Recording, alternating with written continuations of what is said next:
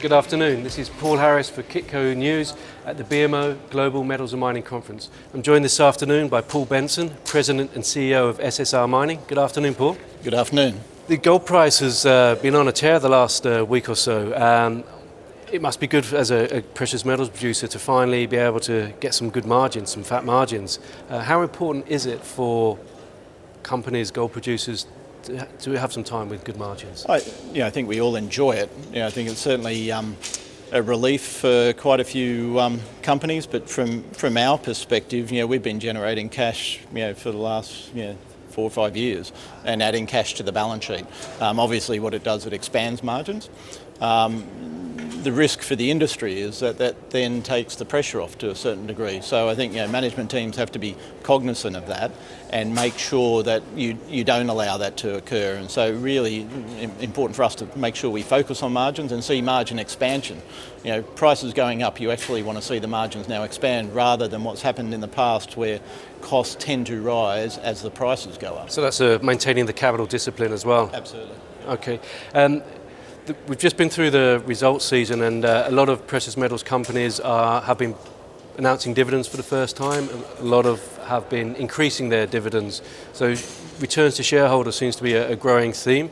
How is SSR Mining reacting or evolving in that space? Yeah, it is an evolution. We haven't had a capital return to date. We've focused on building our balance sheet, and I think we've got the best-in-class balance sheet of the intermediates.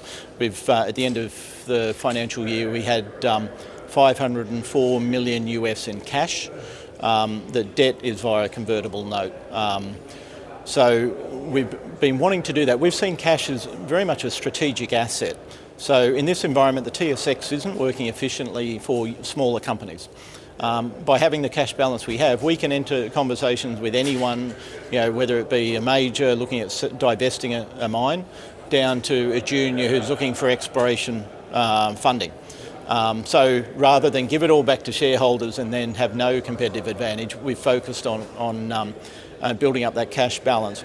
We also had a study we were doing down at Marigold, where there was a large resource that we knew we should be able to convert, but we didn't know whether we'd need additional capital. The risk was we might have to expand the mining fleet. And we've said to our shareholders, we'll make that decision at the end of last year, beginning of this year. We've got through that. We've converted 800,000 ounces to reserves. We don't need the capital. So that's taken a potential sort of use of capital off the table, which is great. This quarter will pay off the old convertible note, $115 million. So I think by coming mid-year, that will be a conversation that we will be having at the board level about looking at starting that capital return to shareholders. But we'll make sure we maintain a big enough buffer so we can pursue opportunities. That is a competitive advantage. SSR Mining has grown through some very shrewd acquisitions and then investing to really get the value out of those acquisitions. Is that still the game plan? Absolutely. To me, I say in mining in our space, strategy is dead simple. The only hard part's the execution. There are only two ways to add units: is either buy them or find them. Unfortunately, all the studies show that both greenfields exploration and M&A destroys value. So you then say, how can we do this efficiently and create value? And it's really driven by discipline. We are incredibly disciplined when we look at opportunities. And our sort of mantra internally is it's better to miss a good opportunity than to buy a bad one, because bad M&A can destroy a company. So we are very disciplined. I think since the investment since we took over Claude in 2016, I think we've looked at something like 14 or 15 opportunities in detail, so under confidentiality agreement. Yeah.